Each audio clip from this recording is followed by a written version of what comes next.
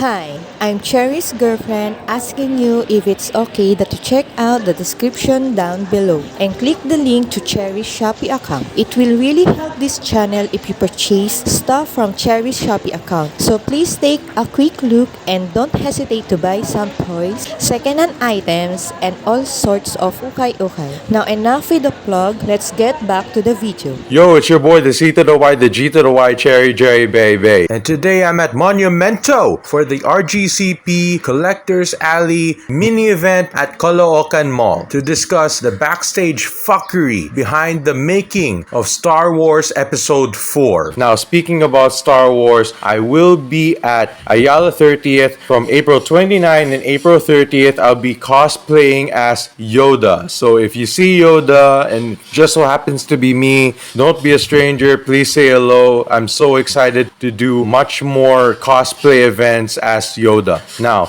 going back, I have a very special guest with me. He's a fellow Star Wars fan and is the greatest Philippine professional wrestler to have ever lived. I'm talking about the classical Bryan Leoth. Hello. Glad to be back, bro. Glad to have you back, man. Alright, man, let's do this. The complex backstage fuckery behind the making of Star Wars Episode 4, baby. Let's do this. George Lucas had a great eye for talent when he casted Mark Hamill because Mark Hamill was a pretty established TV star that time. He was getting some roles and he was doing pretty good in them, but the thing is, he's a fresh face. Yeah. George Lucas specifically asked for fresh faces and veteran actors to play characters in Star Wars 4. Check this out, man. The guy who played the Moff Tarkin, I think, was Dracula in an old Dracula movie. No, he was not, man. That was Peter Cushing. He was Abraham Van Helsing, man. Oh, he was Van Helsing. Sorry, Yes, not and you want to know Dracula. who played Dracula? Who?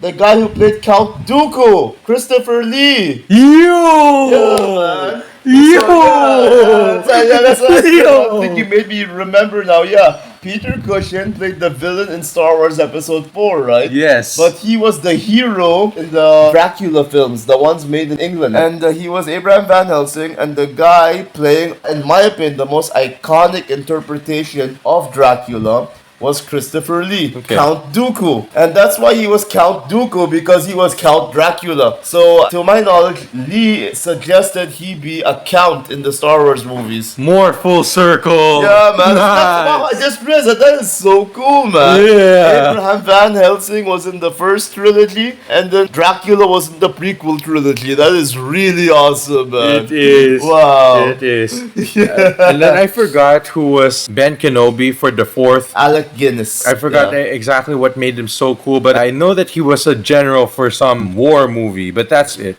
But Alec Guinness was an incredible thespian, man. Yeah. He had quite a career. Yeah, and he was actually the glue keeping Star Wars 4 together. Really? Yeah, because he was giving so much advice and keeping the cast people calm. Because filming Star Wars 4 was hellish. And that's why there was a lot of jokes throughout the filming that contributed to George Lucas's high blood. Star Wars 4 was not an easy task. It was riddled with so much fuckery. Like, this guy couldn't get a break. The original plan was to release it during Christmas, but he needed more time. The original cut of Star Wars sucked. Did it? Yes, that's why he had to redo a lot of the things and reshoot a lot of the things and just work with whatever he had and hope that it stuck. He barely even had a trailer. The first trailer was barely something. It was like something these days would be made straight out of a basement, which ironically is somewhat true. He did somewhat make it in the basement. He had this really big warehouse where he had all these toys and whatever, where he filmed all the stuff. Due to the complex fuckery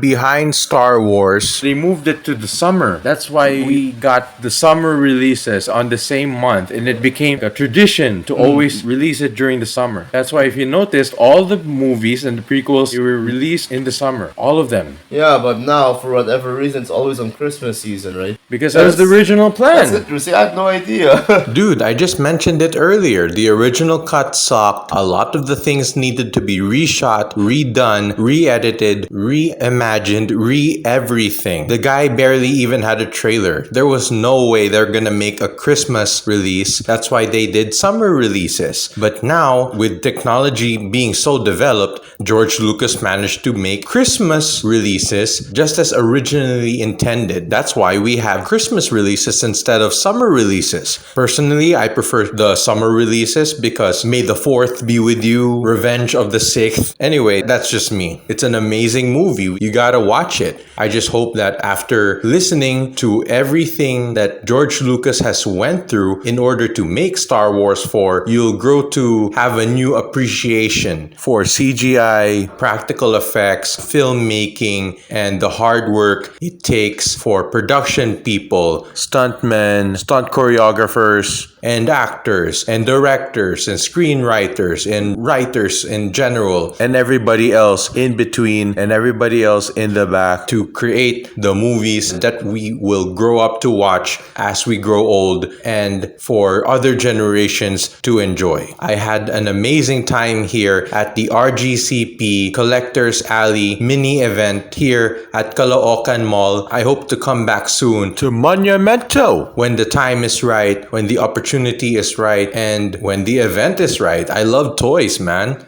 Anyway, we know that me and Bryan were just discussing about the fuckery that happened behind the scenes in the making of Star Wars 4, but just to be fair, we might as well give our rating for Star Wars 4, which is 4 out of 5, just like my girlfriends and I when we did our podcast about Star Wars 4. Go check it out.